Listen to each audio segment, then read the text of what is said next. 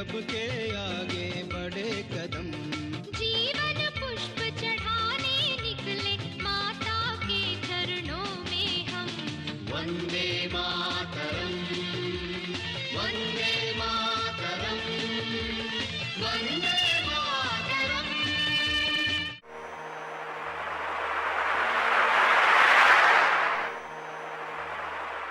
जय हिंद, वंदे मातरम, भारत माता की जय।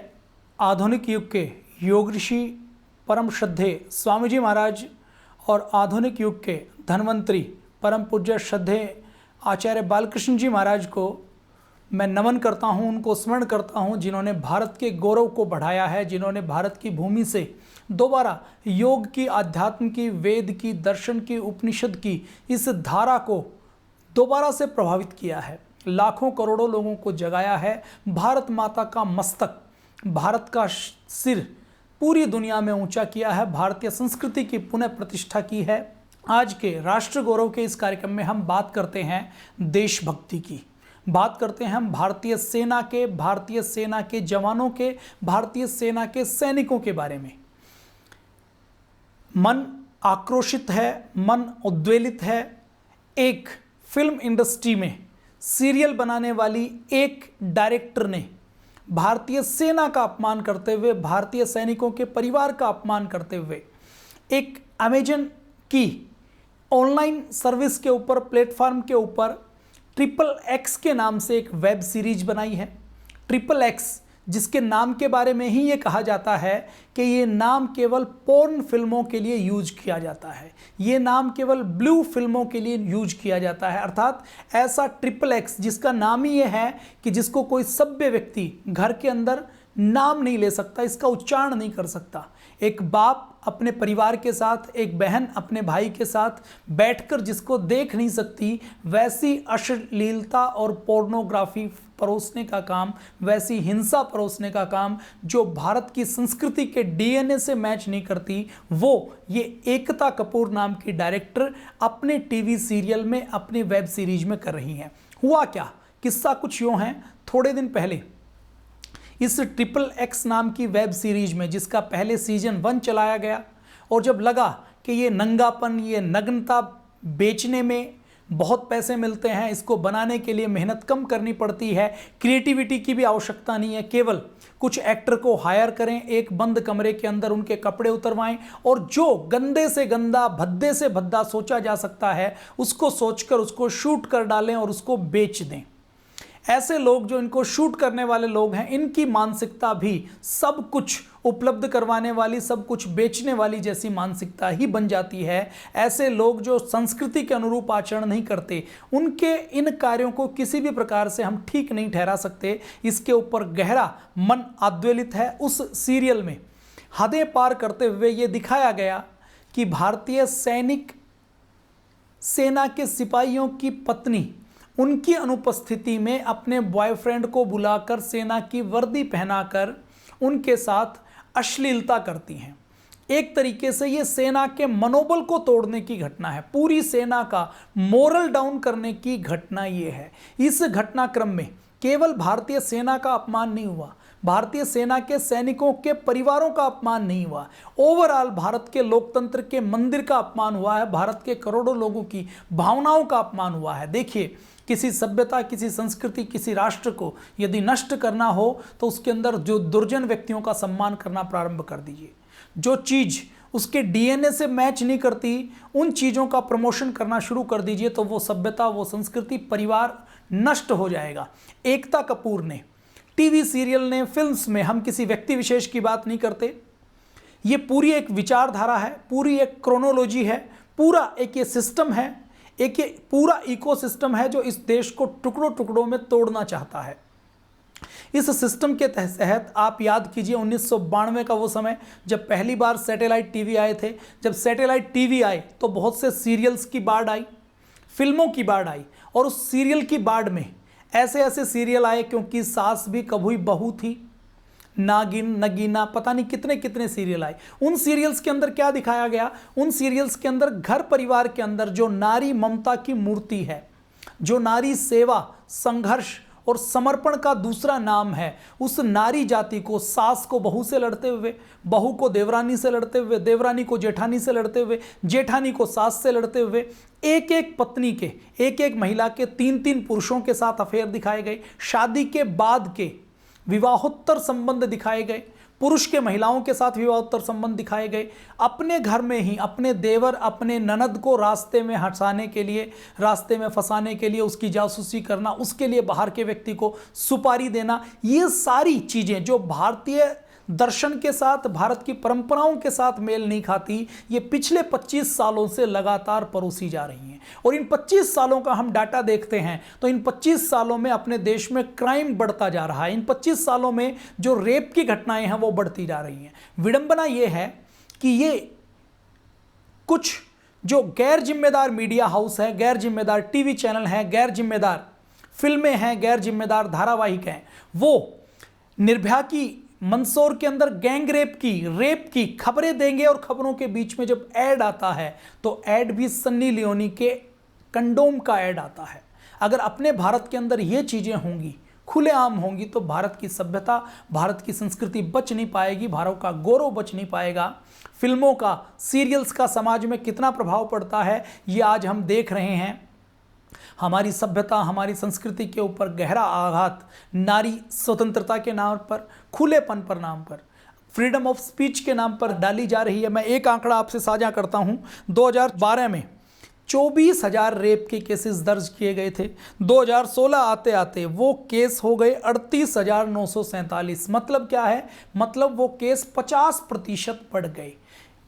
खुले तौर पर कोई नहीं कह सकता, लेकिन एक बड़े वर्ग का देश का ये मानना है कि ऐसे केसेस बढ़ने में बड़ा योगदान फिल्मों के माध्यम से, सीरियल्स के माध्यम से, मोबाइल के माध्यम से जो अश्लीलता परोसी जाती है, जो पोर्नोग्राफी परोसी जाती है, उसका एक बड़ा योगदान है। इसमें 8 साल का एक बच्चा जब हरिश्चंद्र का नाटक देखता है तो मोहनदास करमचंद गांधी बन जाता है। पूरे जीवन में संकल्प ले लेता है कि मैं कभी झूठ नहीं बोलूंगा। और आज 8 साल के बच्चे को हरिश्चंद्र का नाटक देखने को नहीं मिलता। वो 8 साल का बच्चा माँ बाप का मोबाइल गलती से उठा लेता है, मोबाइल के ऊपर, इंटरनेट के ऊपर कहीं भी टच करता है, टैप करता है, तो कोई ना कोई पोर्न साइट या पोर्न एप्लीकेशन या गेम की एप्लीकेशन खुलती है। तो हम अपने नौनिहालों को, हम अपने देश के बचपन को, देश के युवाओं को, देश की जवानी को और देश के भविष्य को ऐसे बचा नहीं पाएंगे।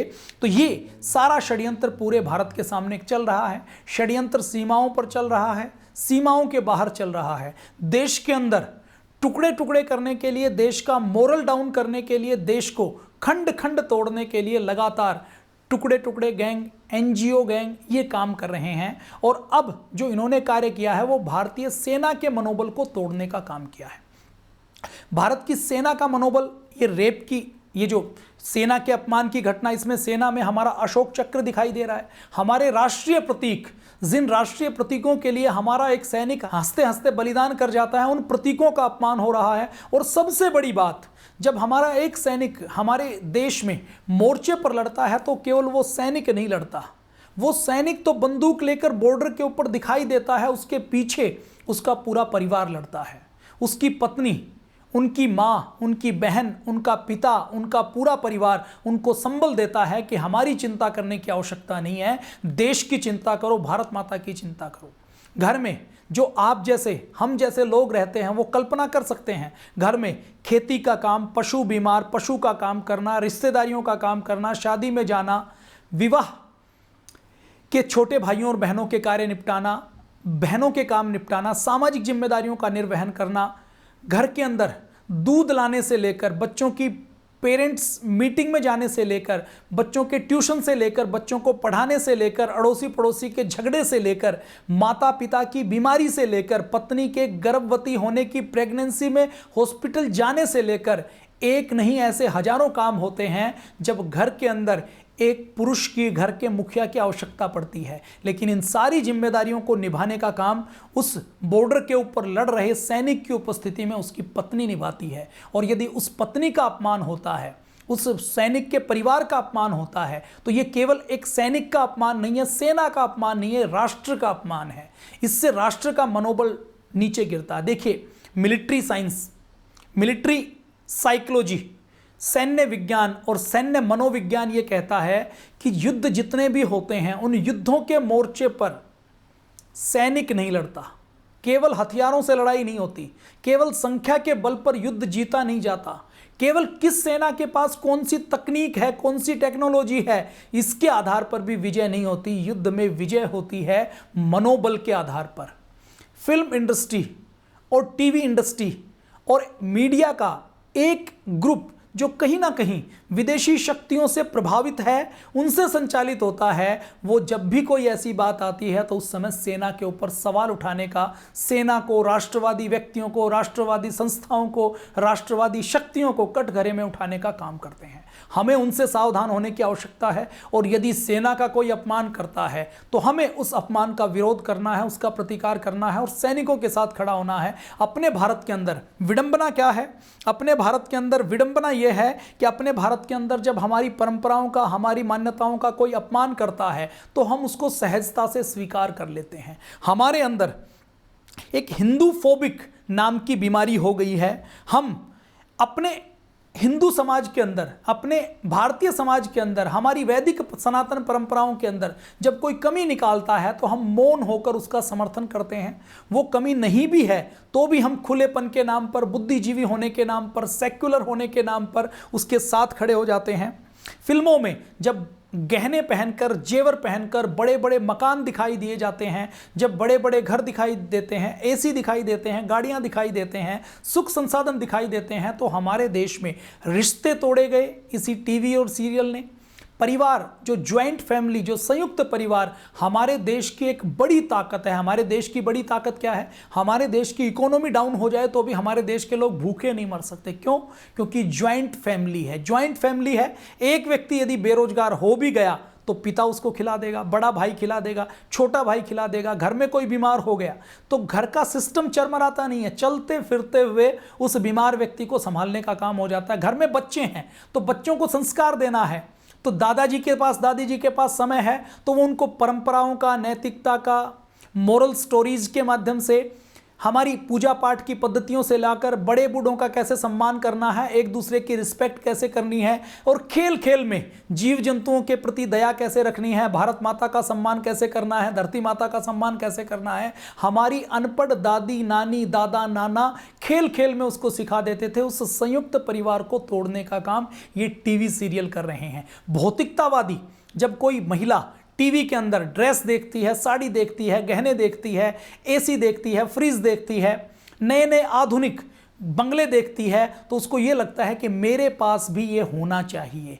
मैं भी अपनी सास के साथ, ननद के साथ नहीं रहूंगी। और एक दूसरे से साजिश षड्यंत्र करते हुए पूरे परिवार में, जो परिवार की मजबूती संबंधों के आपसी विश्वास में होती है, उस विश्वास के अंदर दीमक लगाने का काम ये टीवी सीरियल और फिल्म निर्माता कर रहे हैं। तो अपने समाज को तोड़ रहे हैं, समाज की मर्यादाओं को तार तार कर रहे हैं, हिंसा बढ़ा रहे हैं, क्राइम बढ़ा रहे हैं, रेप बढ़ा रहे हैं और सेना को तोड़ने का काम कर रहे हैं। सेना को तोड़ने का काम टीवी सीरियल्स कर रहे हैं। मीडिया का एक हिस्सा ऐसा जो सेना को रेपिस्ट कहता है। अपने भारत के अंदर यह विडंबना है कि अपने भारत के अंदर यदि कोई व्यक्ति खुलकर सेना की आलोचना करता है, हमारे सेना अध्यक्ष की आलोचना करता है, सैनिकों की आलोचना करता है, हमारे देश में ऐसे कुछ वामपंथी विचारधारा के युवा हैं जो जेएनयू में पिछले 12 साल से 15 साल से पढ़ाई कर रहे हैं, उनको एक लॉबी है जो प्रमोट करने का काम करती है और वो खुलेआम ये नारे लगाते हैं, ये कहते हैं कि भारतीय सेना तो रेपिस्ट है, भारतीय सेना बलात्कार करती है, मानवाधिकार के नाम पर सैनिकों को तंग किया जाता है, सैनिकों के ऊपर केस चलाए जाते हैं। और तो और हमारे देश में जो राजनेता हैं, जो पॉलिटिक्स करते हैं, जो संविधान की शपथ लेकर किसी पद के ऊपर बैठते हैं, चुनाव लड़ते हैं, चुनाव लड़ने के बाद मिनिस्टर बनते हैं, उसमें से मैं एक एग्जाम्पल आपके सामने देना चाहूँगा और मुझे बड़ा दुख है। दिल्ली में, दिल्ली की मुख्यमंत्री रही, उस मुख्यमंत्री के परिवार से एक व्यक्ति हमारे भारतीय सेना, लोकतंत्र के संविधान के अनुसार चलने वाली भारतीय सेना, जो दुनिया की सबसे अनुशासित सेना है, भारतीय सेना जो राजनीति में पार्टिसिपेट नहीं करती। भारतीय सेना जिसके अंदर अनुशासन और मानवीयता बहुत उच्च दर्जे का है, जिसने कभी भी कोई अमानवीय काम नहीं किया, उस सेना के बारे में, उस सेना के सेनापति के बारे में एक नेता कहता है कि सेना अध्यक्ष तो गली के गुंडे हैं। और दुख इस बात का नहीं कि उसने कह दिया, दुख इस बात का है कि यह कहने के बाद भी उनकी पार्टी उनके ऊपर कोई कार्रवाई नहीं करती। एक पार्टी जिसने 70 सालों तक इस देश के ऊपर राज किया, उस पार्टी के एक युवा को यदि उनका जिला अध्यक्ष ये कह देता है कि उसके अंदर योग्यता नहीं है, उसके अंदर कोई काबिलियत नहीं है, तो उस जिला अध्यक्ष को 2 घंटे के अंदर हटा दिया जाता है। लेकिन एक सेना अध्यक्ष के ऊपर यदि कोई आरोप लगाया जाता है तो उसके ऊपर कोई कार्रवाई नहीं की जाती। ये दुख की बात है, ये बड़े शर्म की बात है, ये अपमान की बात है। कश्मीर में आज भारतीय सेना के साथ क्या हो रहा है? भारतीय सेना, भारतीय सीआरपीएफ के वाहन, उनकी बख्तरबंद जीप, उनके ट्रक जब किसी इलाके से गुजरते हैं तो पत्थरबाज उनको घेर लेते हैं। उनके हाथ में AK-47 है, उनके पास गन है, उनके पास रिवॉल्वर है, उनके पास हथगोले हैं, उनके पास रॉकेट लॉन्चर हैं, उनके पास हैंड ग्रेनेड है, लेकिन इतना होने के बाद भी वो उसको फेंकते नहीं है। AK-47 है, कोई विरोधी आकर उसकी बैरल पकड़ लेता है, हमारे सैनिकों के ऊपर पत्थर बरसाए जाते हैं, हमारी सेना की गाड़ियों को पत्थर लगाकर, बैरियर लगाकर, पेड़ काटकर, ड्रम लगाकर रास्ते से जाते हुए जबरदस्ती रोक लिया जाता है। लोग घेर कर चारों ओर से बख्तरबंद फौलाद के सरिये लगाई हुई गाड़ी को लोग हिलाते हैं, उसको पलट देते हैं, सैनिकों की मॉब लिंचिंग करने की कोशिश करते हैं। और दुख की बात यह है कि हमारे देश में एक बड़ा वर्ग ऐसा है जो सैनिकों की मानवाधिकार की चिंता नहीं करता, जो पत्थरबाजों के, अलगाववादियों के, आतंकवादियों के, उग्रवादियों के मानवाधिकार की चर्चा करता है। कश्मीर में ये घटनाक्रम होते हैं। शोपियां में 2-3 साल पहले एक घटनाक्रम हुआ। हमारा एक ट्रक जा रहा था, ट्रक के अंदर हमारे 50 फौजी भाई थे। ट्रक को चारों ओर से पत्थरबाजों ने घेर लिया, पत्थरबाजों ने खूब पत्थरबाजी की। ट्रक के अंदर जवानों को जब ये लगा कि यहां से निकलना बहुत आवश्यक है, निकले नहीं तो ये मॉब लिंचिंग कर देंगे, और यदि हमने गोली चलाई तो गोली चलाने के बाद भी हमारे देश के नागरिक माने जाएंगे। सेना का विजन देखिए कि सेना उन पत्थरबाजों के अंदर भी कोई आतंकवादी को या किसी दुश्मन को नहीं देखती, वो ये मानती है कि हमारे देश के नागरिक हैं जो भटक गए हैं, इनको समझाने की आवश्यकता है। सेना ने अभी पिछले दिनों कश्मीर में एक ऑपरेशन किया, आतंकवादी को घेरा हुआ था, तो आतंकवादी को गोली नहीं मारी, आतंकवादी के माता पिता को बुलाया और उनसे कहलवाया कि ये सरेंडर कर दे और अपने आप को सरेंडर कर दे तो हम इनको मारेंगे नहीं, ये सहयोग करे, देश का अच्छा नागरिक बने, और आतंकवादियों के बारे में सूचना की। तो माँ बाप की बात भी उसने नहीं मारी। तो उसके बाद जब कोई रास्ता नहीं बचा तो फिर आमने सामने की लड़ाई में वो आतंकवादी मारा गया। तो भारतीय सेना कितनी जिम्मेदार है कि हमारा एक सैनिक, अंतिम सैनिक भी ट्रिगर का बटन नहीं दबाता। क्यों? क्योंकि उसको पता है कि मैंने ट्रिगर का बटन दबाया तो सेना का अनुशासन भंग होगा। जब तक मुझे ऑर्डर नहीं होंगे मैं शूट नहीं करूंगा, और मैं यदि शूट करूंगा तो हमारी लड़ाई, आतंकवाद के खिलाफ लड़ाई, कश्मीर को मुद्दा जो पाकिस्तान बनाना चाहता है वो बना देगा और हमारी लड़ाई कमजोर पड़ जाएगी। तो अंतिम सैनिक ये सोचता है। तो 200-250 लोगों ने उस ट्रक को घेर लिया। ट्रक के जब निकलने का रास्ता नहीं हुआ तो आगे कुछ अलगाववादी लेट गए। उनका दुस्साहस देखिए कि उनको लगता था कि हम मॉब लिंचिंग करेंगे, सैनिकों को मारेंगे, लातों से पिटाई करेंगे, गुस्सों से पिटाई करेंगे, लेकिन हमारे ऊपर ट्रक नहीं चढ़ा सकते। उनका हौसला देखिए। हमारे सैनिकों ने जब और कोई रास्ता नहीं देखा तो उसी भाग दौड़ में ट्रक चढ़ गया कुछ पत्थरबाजों के ऊपर। और शर्म की बात यह है कि होना तो उन सैनिकों का सम्मान होना चाहिए था कि उन विपरीत परिस्थितियों के अंदर भी उन्होंने गोलीबारी ना करके, जहां 100-150 लोग मर सकते थे वहां केवल घायल हुए या कुछ लोग मारे गए, 1-2 लोग मारे गए। जम्मू कश्मीर की विधानसभा में विधानसभा को स्थगित करके उसके ऊपर हंगामा बरपाया जाता है। जम्मू कश्मीर की एक पार्टी को छोड़कर, एक राष्ट्रवादी पार्टी को छोड़कर उसकी सारी पार्टियां सेना के समर्थन में नहीं, सेना के विरोध में खड़ी हो जाती हैं। सैनिकों को गिरफ्तार करके उनको जेल में डालने की बात करती है। इससे अधिक इस देश की विडंबना कुछ हो नहीं सकती। दूसरा, मैं और केस आपके सामने रखता हूं। मेजर गोगोई का नाम आपने सुना होगा। मेजर गोगोई एक बार आतंकवादियों के विरुद्ध एक ऑपरेशन कर रहे थे। ऑपरेशन करते करते उनका 8-10 लोगों की टीम थी। उनकी टीम को पत्थरबाजों ने घेर लिया और ऐसा लगता था कि वो उनकी लिंचिंग करके मानेंगे। उनको घेर कर, उनको पत्थर मार मार के उनको मारेंगे। तो उन्होंने, देखिए, सैन्य मनोविज्ञान में मिलिट्री साइंस में ये पढ़ाया जाता है कि यदि कहीं उलझ जाएं और उलझकर यदि बचने की स्थिति नहीं हो तो किसी भी चीज़ को ढाल बनाकर बचा जा सकता है। तो उन्होंने उनमें से ही एक पत्थरबाज को अपना ढाल बना लिया, अपनी जीप के बोनट से बांध दिया और शांतिपूर्ण ढंग से अपनी टीम को बचाकर ले आए। कोई गोलीकांड नहीं हुआ, कोई किसी की जान नहीं गई और उसको लाने के बाद फिर उसको पत्थरबाज को भी छोड़ दिया। विडंबना देखिए, इस देश में जहां मेजर गोगोई की प्रशंसा होनी चाहिए थी, एक हिस्सा मीडिया का, एक हिस्सा बुद्धिजीवियों का ऐसा था जो मेजर गोगोई के ऊपर कार्रवाई करने की बात करी थी। क्यों? उनका कहना यह था कि यदि पत्थरबाजों ने घेर लिया तो सेना के सैनिक को राइफल होते हुए भी उनके पत्थर खाने चाहिए। मैं श्रीनगर के मिलिट्री हॉस्पिटल की बात करता हूं। उस मिलिट्री हॉस्पिटल में ऐसे सैकड़ों सैनिक हैं जिनके ऊपर पत्थर पड़े हैं, नुकीले पत्थर। पत्थरबाज जब लेकर आते हैं तो इस सोच के साथ लेकर आते हैं, गुलेल उनके साथ होती है और गोली की तेजी से भी ज्यादा तेजी से वो पत्थर मारते हैं। जो हमारे सैनिक शील्ड प्रयोग करते हैं, उस शील्ड के बाहरी ट्रांसपेरेंट शीट को क्रॉस उसको तोड़ते हुए वो पत्थर हमारे सैनिकों के ऊपर लगते हैं। बहुत से हमारे सैनिक हैं जिन्होंने अपनी आंखें इन पत्थरबाजी में गंवा दी, अपनी जान गंवा दी। लेकिन उन सैनिकों के लिए जो लोकतंत्र की रक्षा कर रहे हैं, जो संविधान की रक्षा कर रहे हैं, जो पूर्ण अनुशासित भाव से अपने भारत माता की आंचल की रक्षा के लिए अपने परिवार से हजारों किलोमीटर दूर कड़कड़ाती हुई ठंड में, तपते हुए रेगिस्तान में खड़े होकर एक तपस्या कर रहे हैं, उनका साथ देने की जगह हमारे यहाँ लिबरल लोबी उनके साथ खड़े हो जाते हैं कि यदि वो पैलेट गन का प्रयोग करेंगे तो उनका हम विरोध करेंगे, उनका समर्थन नहीं करेंगे। तो अपने देश के अंदर हमें इस आत्मग्लानि के भाव से निकलना है, राष्ट्र गौरव का भाव लाना है और एक एक व्यक्ति के मन में यह समझाना है कि यदि कोई भारत माता के आंचल की रक्षा के लिए खड़ा हुआ है, भारत माता की आंचल की रक्षा के लिए लड़ रहा है, तो हम सबको उसका साथ देना है, हम सबको अपनी सेना के साथ खड़े होना है।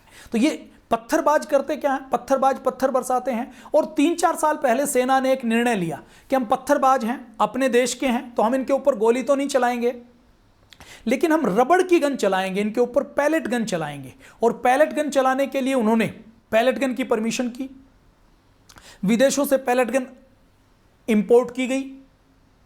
इन पैलेट गन के अंदर रबड़ की गोली होती है और वो जो रबड़ की गोली होती है ना, वो केवल खरोंच पैदा करती है, मारती नहीं। आप ये समझ लीजिए कि जैसे बंदूक के अंदर कोई चने या गेहूं के कुछ दाने डाल दे और वो गेहूं के दाने और चने जाएंगे, तो वो अगर शरीर से टकराएंगे तो थोड़ी सी चोट करेंगे, हल्की सी चोट, हल्की सी लालिमा या निशान आएगा, हल्का सी खरोंच आएगी।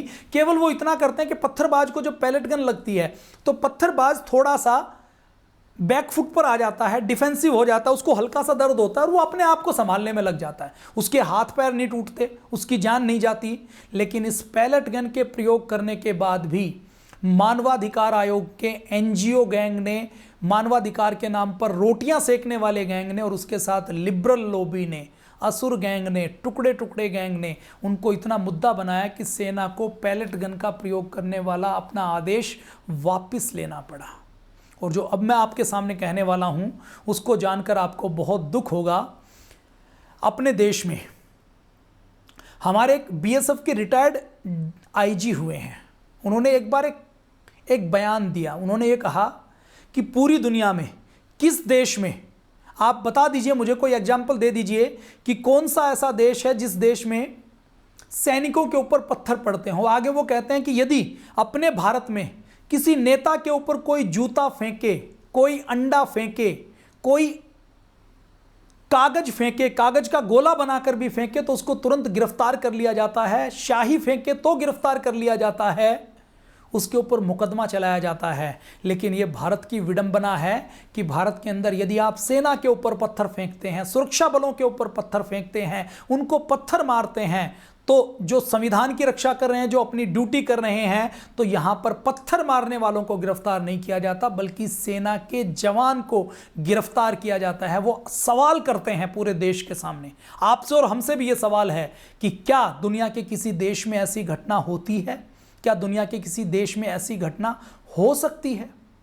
नहीं हो सकती। ये हमारे देश के अंदर हमें दबाव बनाकर ये काम करना है, अपनी सेना के साथ खड़ा होना है और अपनी सेना को बचाना है। दूसरे देशों की बात करें तो दूसरे देशों में नियम क्या है। दूसरे देशों में, इजराइल में, यदि कोई व्यक्ति सेना के जवानों के ऊपर पत्थर बरसाता है तो उसको शूट एट साइट का आदेश है, देखते ही गोली मारने का आदेश है। और केवल पत्थरबाज को गोली नहीं मारी जाती, पत्थरबाज के घर के ऊपर बुलडोजर चला दिया जाता है, कंक्रीट भर दी जाती है, उसके घर के परिवार के सदस्यों के सारे सिविल राइट्स छीन लिए जाते हैं। उनको ना वोट का अधिकार दिया जाता, ना उनको देश में किसी भी प्रकार के दूसरे अधिकार दिए जाते। रूस में पत्थर कोई मारता है तो उस पत्थरबाज के ऊपर आजीवन कारावास दिया जाता है। अमेरिका में पत्थरबाजों को आजीवन कारावास दिया जाता है। और यदि कोई व्यक्ति पत्थर खुद नहीं मारता, किसी ग्रुप में भी शामिल है, तो उस व्यक्ति को भी पत्थरबाजी के ही आरोप में गिरफ्तार करके उसके ऊपर कार्रवाई की जाती है। चीन के अंदर कोई पत्थरबाजी करता है तो उसको पूरे जीवन के लिए 4 बाई 4 फीट के 4 बाई 4 फीट के कंक्रीट के बॉक्स में बंद कर दिया जाता है और मरने के लिए छोड़ दिया जाता है। और केवल 100 में से एक व्यक्ति के साथ ऐसा होता है, 99 व्यक्तियों को तो सेना के ऊपर पत्थर मारने की बात छोड़ दीजिए, सेना के ऊपर उंगली भी दिखाते हैं, घूर के देखते हैं कि घर के अंदर मोहल्ले में सेना के विरुद्ध कोई एक बात कह दी। अपने भारत में तो ऐसे युवा हैं जिनको लोग टीवी पर दिखाते हैं, उनके बारे में जो सेना को गाली देते रहते हैं, सेना अध्यक्ष को गाली देते हैं, संसद को गाली देते हैं, प्रधानमंत्री की आलोचना करते हैं। चीन में यदि कोई सेना के बारे में एक शब्द कह दे तो उसको इलिमिनेट करवा दिया जाता है। इलिमिनेट करवाने का मतलब है उसको गायब कर दिया जाता है और उसका पता भी नहीं लगता। बातें बहुत सी हैं और बातें शेष हैं, बाकी बातें हम कल के एपिसोड में करेंगे। सेना के अपमान से हमें देश को बचाना है, राष्ट्र के गौरव को बढ़ाना है। कल शाम को हम 7:30 बजे फिर मिलते हैं और अलग अलग देशों में पत्थरबाजों के साथ क्या सलूक किया जाता है, भारतीय सेना की ताकत क्या है, भारतीय सेना क्या है, भारतीय सेना ने कितने युद्ध लड़े हैं और हमारा और आपका दायित्व क्या बनता है, इसकी बातचीत हम कल के एपिसोड में करेंगे। जय हिंद, वंदे मातरम, भारत माता की जय।